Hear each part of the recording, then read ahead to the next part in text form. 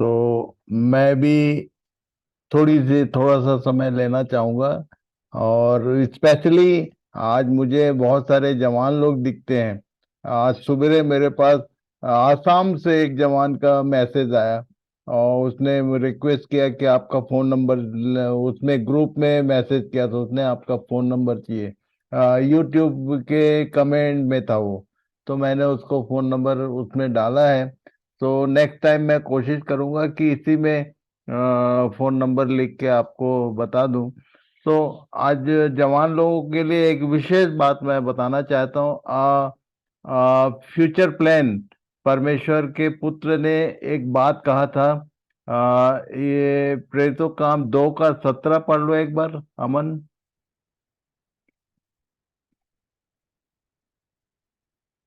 ये जवानों को स्पेशली, इसका मतलब ये नहीं कि जो एल्डर्स है वो किसी काम के नहीं, पर यहाँ एक लाइन लिखा, कोट किया उसने, पढ़िए। कि परमेश्वर कहता है कि अंत के दिनों में ऐसा होगा कि मैं अपना आत्मा सब मनुष्यों पर उंडेलूंगा, हम्म। और तुम्हारे बेटे और तुम्हारी बेटियां भविष्यवाणी करेंगी, और तुम्हारे जवान दर्शन देखेंगे, और जवानों को तुम्हारे दर्शन मिलेगा, विजन। आज एक विजन बताना चाहता हूं मैं। मत्ती 24 का 27 पढ़िए। खासकर जितने जो अंडर 60 हैं उनके लिए एक अवसर है। एक विजन बताना चाहता हूं मैं, स्पेशली सब लोग मिलके हमारे बेटे रुपेश के लिए प्रार्थना करें कि ये विजन उसका हो। उसके लिए परमेश्वर का वचन पूरा पढ़िए। मत्ती 24:27। क्योंकि जैसे बिजली पूर्व से निकलकर पश्चिम तक चमकती जाती है, वैसे ही मनुष्य के पुत्र का आना भी होगा। इसको मैं जब अध्ययन कर रहा था तो प्रभु ने मुझे बताया, पूर्व से पश्चिम की तरफ का डायरेक्शन है कि उसके आने के पहले जैसे बिजली चमकती है। इसको जो स्कॉलर्स हैं बाइबल को जानते हैं, it's sign of revival, last revival before coming of second coming Jesus के इस पृथ्वी पर आने के पहले। पूर्व से पश्चिम, बहुत सारे लोग पश्चिम जाना चाहते हैं, काहे के लिए? तो उनका कारण दूसरा है, पर यहाँ उसके वचन में एक विजन है कि परमेश्वर के पुत्र के आने के पहले उसके यीशु ने खुद ही बोला था कि जैसे, क्या लिखा है, एक बार फिर से पढ़ो। क्योंकि जैसे बिजली पूर्व से निकलकर पश्चिम तक चमकती जाती है, वैसे ही मनुष्य के पुत्र का भी आना होगा। तो जब उसका पुत्र आएगा तो ये जो लाइटनिंग होगी ये पूर्व से पश्चिम के डायरेक्शन में होगा। Last revival will go from east to west. तो ईस्ट और वेस्ट का कुछ एक बात मैं आज बता दूं कि बाइबल में पूर्व के विषय में बहुत सारी बातें लिखी हैं। इसके विषय में मैं सबको एक अगेन होमवर्क प्लस कर रहा हूं।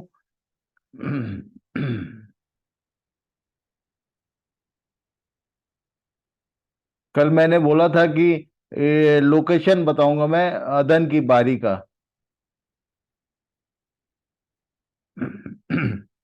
पढ़िए। उत्पत्ति दूसरा अध्याय 10 से लेकर 14 तक। यहोवा परमेश्वर ने पूर्व की ओर अदन देश में ये एक वाटिका पूर्व लगाई। का बड़ा वैल्यू है बाइबल में, इसको आज थोड़ा सा ध्यान करेंगे हम लोग। पढ़िए। यहोवा परमेश्वर ने पूर्व की ओर अदन देश में एक वाटिका लगाई, और वहां आदम को, जिसे उसने रचा था, रख दिया। और यहोवा परमेश्वर ने भूमि से सब भांति के वृक्ष, जो देखने में मनोहर और जिनके फल खाने में अच्छे हैं, उगाए, और वाटिका के बीच में जीवन के वृक्ष को, और भले या बुरे के ज्ञान के वृक्ष को भी लगाया। और उस वाटिका को सींचने के लिए एक महानदी अदन से निकली, और वहां से आगे बहकर चार धारा में हो गई। पहली धारा का नाम पिशोन है। यह वही है जो हवीला नाम के सारे देश में, जहां सोना मिलता है, घेरे हुए है। उस देश का सोना चोखा होता है, वहां मोती और सुलेमानी पत्थर भी मिलते हैं। और दूसरी नदी का नाम गीहोन है। यह वही है जो कूश के सारे देश को घेरे हुए है। और तीसरी नदी का नाम हिद्देकेल है। यह वही है जो अश्शूर के पूर्व की ओर बहती है। और चौथी नदी का नाम फरात है। तो ये जो नदियां हैं, ये एक्चुअल इसका प्रमाण है कि जहां ये नदियां हैं वही वो जगह अदन की बारी थी। और इसको मैं खोजने की कोशिश किया आपके लिए। ये इसको पहले समझ लेते हैं कि ये क्या है, अमन? ये कंपास है, डायरेक्शंस दिखा रहा डायरेक्शन, कंपास है। तो ईस्ट और वेस्ट का ये किस, कहाँ से कहाँ तक ईस्ट है और कहाँ से किधर वेस्ट है, यदि आप ध्यान करेंगे तो ये यदि आप एटलस में पृथ्वी का पूरा मैप देखेंगे तो एग्जैक्ट सेंटर पॉइंट बनता है, क्या मालूम? यरूशलेम। यरूशलेम से लेफ्ट साइड वेस्ट है और राइट साइड ईस्ट है। और इसलिए इस डायरेक्शन को याद रखना कि परमेश्वर के वचन में लिखा है पूर्व से पश्चिम की तरफ लास्ट रिवाइवल। और एक दो बातें हैं, पढ़िए। मत्ती 24:27 से 28। जैसे बिजली पूर्व से निकलकर पश्चिम तक चमकती जाती है, वैसे ही मनुष्य के पुत्र का आना भी और होगा। वो आएगा तो ये पूर्व से पश्चिम की तरफ ये बिजली चमकेगी। ये सुसमाचार का प्रचार वहां तक ऐसे जाएगा इस डायरेक्शन में। और तब यहाँ सबसे नीचे उसके 28 पद में क्या लिखा है? जहां लोथ है वहीं गिद्ध इकट्ठे होंगे। मैं आपको बता दूं, यदि इंग्लिश में पढ़ेंगे तो गिद्ध किसको बोलते हैं? उकाब। तो जहां लोथ है वहीं ये गिद्ध होंगे। ये उकाब की कैटेगरी हम लोग जानते हैं, किन को बोलते हैं उकाब? यशायाह में लिखा है कि जो लोग यहोवा की बाट जोते हैं वो उकाबों के नहीं ठहरेंगे। और जहां लोथ होंगे, जहां मृत्यु का राज होगा, जहां पर लोग मरी हुई दशा में होंगे, वहीं ये उकाब इकट्ठे होंगे बोलता है। तो जो परमेश्वर के जो वो यहोवा की बाट जोने वाले, हमारे प्रभु यीशु मसीह का बाट जिन लोग देख रहे हैं, वो वहां वहीं इकट्ठे किए जाएंगे जहां लोग मरी हुई दशा में हैं। तो अभी सुनीता और बहुत सारे लोग प्रार्थना परेशानी में रहते हैं कि हमारे घर वालों पर कब अनुग्रह होगा। ये परमेश्वर के वचन में ऑलरेडी यीशु ने बताया कि ऐसा होगा कि ये जहां भी मरी हुई दशा है, परमेश्वर से अलग होकर लोग जी रहे हैं, मृत्यु की दशा में जी रहे हैं, उनके तक जो उकाब है वो पहुंचेंगे। तो इसके लिए प्रार्थना करें। और उसके बाद और एक बात, Genesis chapter 2 verses 10 to 14 lists four rivers in association with the Garden of Eden: Pishon, Gihon, Hiddekel, the Tigris, and the Firat, the Euphrates. ये कहाँ है ये सारी?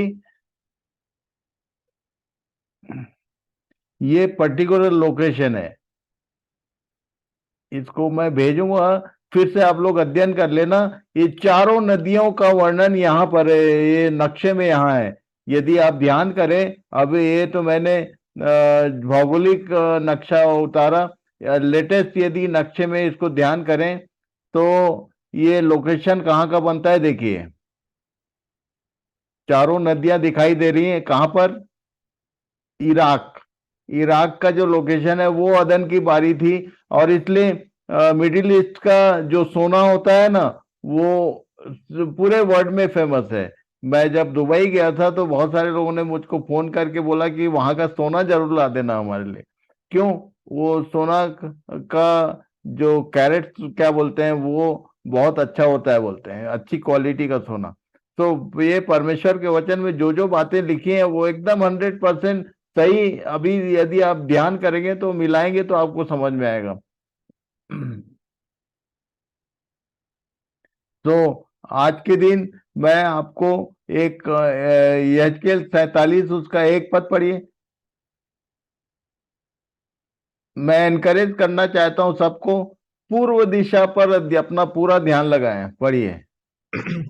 फिर वह मुझे भवन के द्वार पर लौटा ले गया, और भवन की डेवढ़ी के नीचे से एक सोता निकलकर पूर्व ओर बह रहा था। भवन का द्वार तो पूर्वमुखी था, और सोता भवन के ये पूर्व जो ओर। परमेश्वर का भवन है उसका द्वार भी किधर खुलता है? पूर्वमुखी बोलते हैं। परमेश्वर की सारी आशीषें किसके लिए? जो पूर्वी लोग हैं। तो हम लोग कई बार ये इंडियन लोग थोड़ा परेशान होते हैं। मैं मत्ती 2 के एक पद को पढ़िए, वहां क्या लिखा है? यीशु के जन्म की खबर की जो समाचार था, सबसे पहले किनको मिला था? गलीलियों से भी पहले इनको मिला था। पढ़िए। हेरोदेस राजा के दिनों में जब यहूदिया के बैतलहम में यीशु का जन्म हुआ, तो देखो पूर्व से कई ज्योतिषी यरूशलेम में आकर पूछने तो लगे। जो स्कॉलर्स हैं वो बताते हैं कि पूर्व मतलब कहीं नहीं, इंडिया से गए थे। इंडियन लोगों को ये इंडियन जो ज्योतिषी थे, जो खगोल शास्त्र का जो खगोल शास्त्री होते हैं, उन लोगों ने पता किया। उनको मालूम हो गया था कि कुछ हुआ है। तो हम विशेष लोग हैं जहां हमारा जन्म हुआ है। कई लोग बड़ी मतलब अपने आप को सोचते हैं कि यार हम भारतीय क्यों हैं। मैं आपको बता दूं, परमेश्वर के वचन में भारत देश के लोगों के लिए एक विशेष प्लान है।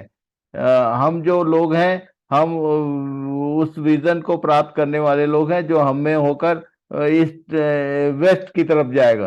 तो सब लोग इस विषय को गंभीरता पूर्वक ध्यान करें, प्रार्थना करें और अपने जीवन को उसके हाथों में दें कि परमेश्वर हमको ऐसा ही उपयोग करे। हमारे लिए ये परमेश्वर के वचन में एक विजन है कि ये पूर्व से पश्चिम की तरफ वो बिजली चमकेगी। तो प्रभु सबकी सहायता करे। विशेष करके मैं सब जवानों के लिए मैं निवेदन करूंगा। हेम भाई हैं क्या? आज के दिन एक विशेष प्रार्थना की जाए, हमारे झुंड में जितने जवान हैं सबके लिए विशेष प्रार्थना की जाए कि इन बातों को परमेश्वर हमारे हम में होकर पूरा करे, उसकी इच्छा पूरी हो। हेम भाई हैं? जी हाँ। हाँ, प्रार्थना करिए सब जवानों के लिए। उसमें अमन भी है, ये भी जवान है। इसके ये कहाँ ये हांगकांग कहाँ कहाँ जाते रहता है अपने धंधे, बिजनेस, क्या काम के नौकरी के चक्कर में। प्रभु सहायता करे कि इस सुसमाचार के लिए परमेश्वर इसको ये वेस्ट की तरफ लेके जाए। तो प्रार्थना करें सब जवान बच्चों के लिए।